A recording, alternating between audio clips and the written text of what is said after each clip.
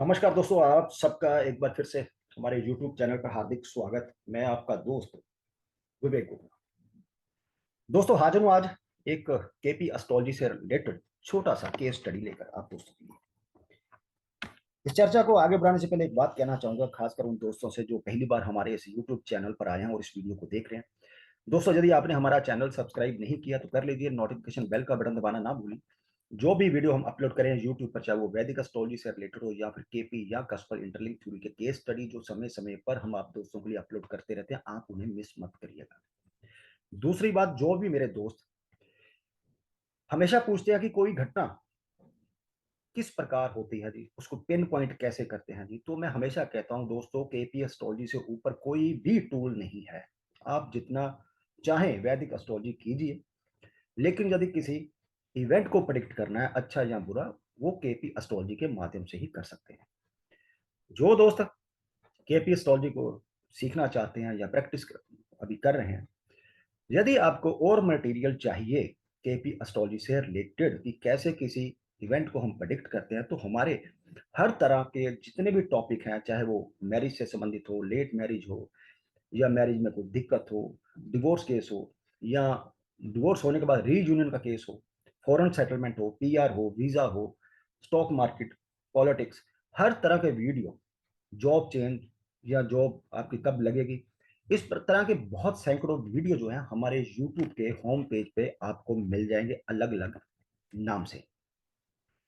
तो चलिए अपने केस स्टडी को आगे बढ़ाते हैं। दोस्तों, ये एक बर्थ चार्ट है जातक का। 19 फरवरी 1992 को इनका बर्थ हुआ और इवनिंग में बर्थ टाइम जो है 4:40 का। ये लॉन्गिट्यूड या लैटिट्यूड है। बर्थ चार्ट है। जातक ने हमसे 15 अगस्त के आसपास 2023 को व्हाट्सएप के माध्यम से कांटेक्ट किया और कहा कि सितंबर 12 को उनका वीजा जो है खत्म होने जा रहा है। तो उन्होंने वीजा आगे बढ़ाने के लिए अप्लाई किया हुआ है, लेकिन उनको अभी तक कुछ भी फाइनल जो है नहीं पता चला कि बढ़ेगा या नहीं बढ़ेगा, बढ़ेगा तो कब बढ़ेगा। तो उन्होंने कहा सीधा मेरा यही प्रश्न है कि केपी एस्ट्रोलॉजी के माध्यम से आप हमें पिन पॉइंट कर दीजिए कब तक मुझे वीजा जो है इसका रिजल्ट मुझे मिल जाएगा, मतलब मिलेगा या नहीं मिलेगा, जो भी है रिजल्ट कब मिल जाएगा। तो वीजा पूछा तो उन्होंने कहा वर्क वीजा है।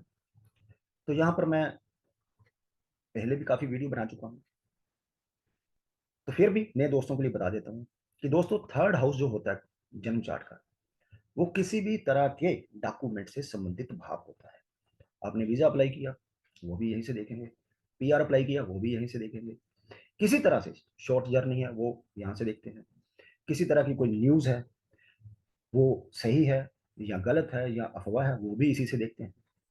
तो थर्ड हाउस जो है, इस जो क्वेरी जातक ने पूछी उससे संबंधित उसका प्राइम हाउस है। 11th हाउस होता है हमारी इच्छाओं का, जिसे हम वैदिक एस्ट्रोलॉजी में गेन का, लाभ का भाव कहते हैं। और केपी एस्ट्रोलॉजी में रूल ये है कि ऐसी जो क्वेरी होती है उसके लिए हम कस्पल पोजीशन में थर्ड भाव का कस्पल सबलॉर्ड देखते हैं और साथ में 11th भाव का कस्पल सबलॉर्ड। रूल ये कहता है कि जो थर्ड भाव का कस्पल सबलॉर्ड है दोस्तों, ये थर्ड और 11, थर्ड या 11 इन दोनों में से कोई एक भाव को सिग्निफाई करे। और साथ में क्योंकि ये वर्क वीजा है, 6 और 10, 6 नौकरी का है, 10 प्रोफेशन का, दोनों में से किसी एक भाव से वो कनेक्टेड। इसी तरह 11th भाव है, थर्ड और 11 में से किसी एक भाव को सिग्निफाई करे और 6 और 10 दोनों में से किसी एक के साथ कनेक्टेड हो। अब क्योंकि ये जन्म चार्ट है तो सीधा दशा भुक्ति अंतर देखना चाहिए, लेकिन नहीं, फिर भी हम एक नजर जो है इन दोनों पर डाल ही नहीं डालेंगे। तो वीनस को देखेंगे, वीनस सन के स्टार में है, केतु के सब में है।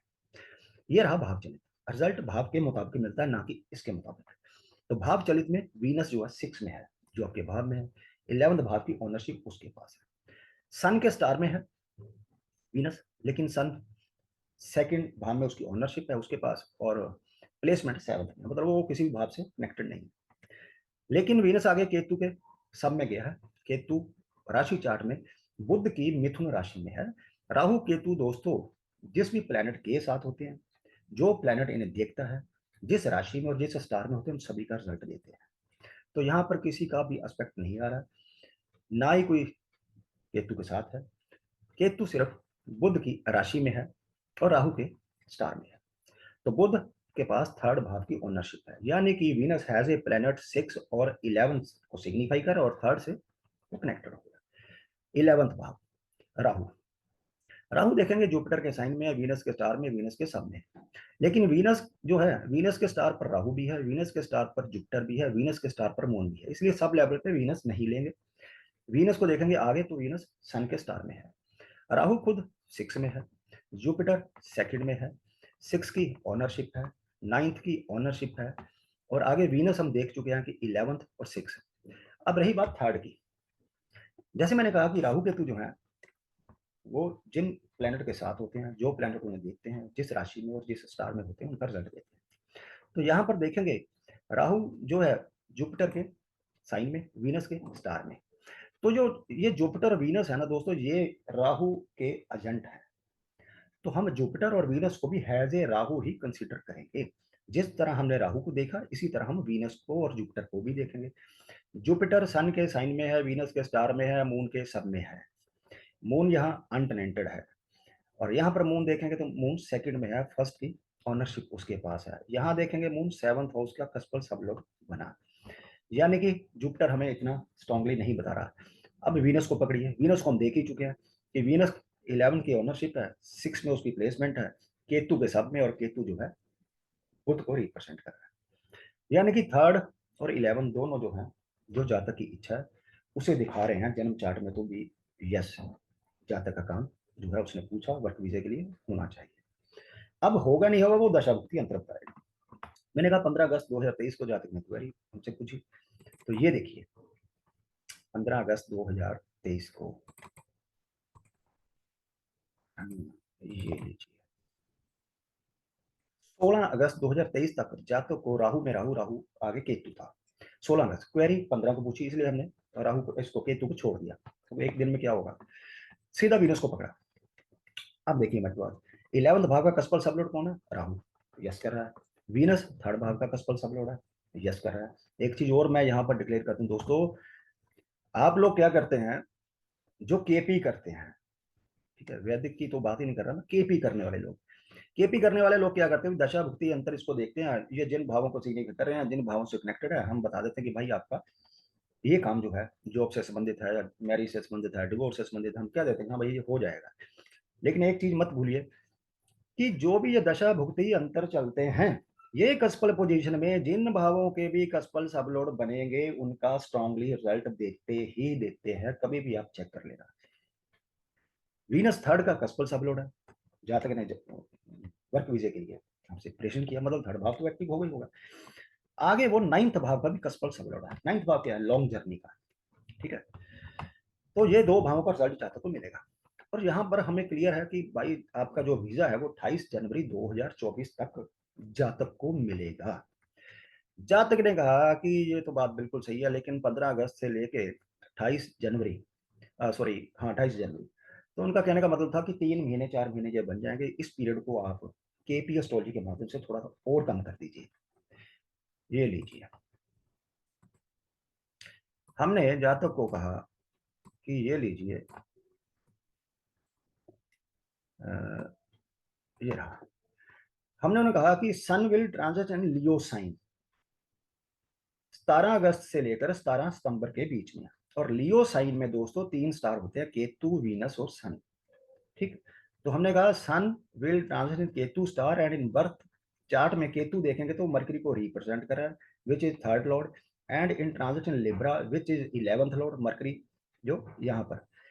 तो हमने कहा कि 17 अगस्त से लेकर 31 अगस्त के बीच में आपको वीजा जो है आना चाहिए। लेकिन साथ में हमने ये लिख दिया, क्योंकि दशा भुक्ति अंतर में यहाँ देखिए 8th भाव आ रहा है, ये लीजिए 8th भाव, यहाँ भी 8th भाव आ रहा है, यहाँ भी देखेंगे वीनस में तो ये आ रहा है 8th भाव, ठीक है, कनेक्टेड विद 8th भाव। जब 8th भाव आता है तो कोई भी इवेंट हो वो डिले हो ही जाता है, तो इसलिए हमने साथ में लिख दिया कि 8th भाव जो हाउस है वो इंडिकेट डिले। सो जब जो सूर्य है वो लिब्रा साइन में जाएगा, दूसरा रूल है वो ये है कि कोई भी घटना तब होती है जब दशा भुक्ति अंतर्जय जो तीनों है इनमें से किसी एक के साइन और एक के स्टार में जाए। तो हमने कहा भाई 24 अक्टूबर से 7 नवंबर के बीच में हमारे पास जो लिखा हुआ है वो ये लिखा हुआ है कि 24 अक्टूबर से 7 नवंबर के बीच में जब सूर्य गोचर करेगा लिब्रा साइन में और राहु के स्टार में, वीजा आना चाहिए। वैसे तो यहाँ दिखाई दे रहा है कि 28 जनवरी से पहले तो आना ही चाहिए। यदि और ज्यादा पिन पॉइंट करना है तो वो हमने उनको बता दिया कि ये दो जो समय है, पहला समय, लेकिन दूसरा इसलिए दे रहे हैं क्योंकि 8 भाव साथ में इंडिकेट हो रहा है कि डिले तो होगा ही होगा। तो डिले हो रहा है तो भाई सूर्य जब शुक्र की साइन में जाएगा लिब्रा में और राहु के स्टार पर जाएगा, क्योंकि ये दोनों राहु ये थर्ड कस्पल सब लड़ा है, ये 11th कस्पल सब लड़ा है, और दशा भुक्ति भी नहीं की चल रही है। तो स्ट्रॉन्ग जो है टाइम यही बन रहा है। तो उन्होंने फिर हमें आज मैसेज किया कि आपने जो समय दिया था कि हाँ डिले हो सकता है, तो वो डिले हुआ यूएस एम्बेसी से, लेकिन हमें कल जो वीजा है वो अप्रूव हो चुका है, उसके लिए आपका शुक्रिया। तो दोस्तों ये थी एक छोटा सा केस स्टडी। और मैं हमेशा कहता हूं कि जब भी आप एस्ट्रोलॉजी करते हैं या एस्ट्रोलॉजी में आपको इंटरेस्ट है, कोई भी इवेंट हो सामने वाला पूछे, उसे आप केपी एस्ट्रोलॉजी के माध्यम से ही प्रिडिक्ट कर पाते हैं कि वो घटना अच्छी या बुरी जो भी है कब होने वाली है। वैदिक एस्ट्रोलॉजी से आप उसे पकड़ नहीं पाएंगे, क्योंकि वैदिक एस्ट्रोलॉजी में आपको योगनी दशा भी पकड़नी लाजमी होगी, चर दशा पकड़नी भी लाजमी होगी, तभी आप उसको क्रॉस वेरीफाई कर पाएंगे। यदि आप कहें कि सिर्फ वैदिक एस्ट्रोलॉजी करके आप किसी इवेंट को पकड़ लेंगे, तो बिल्कुल भी नहीं पकड़ पाएंगे।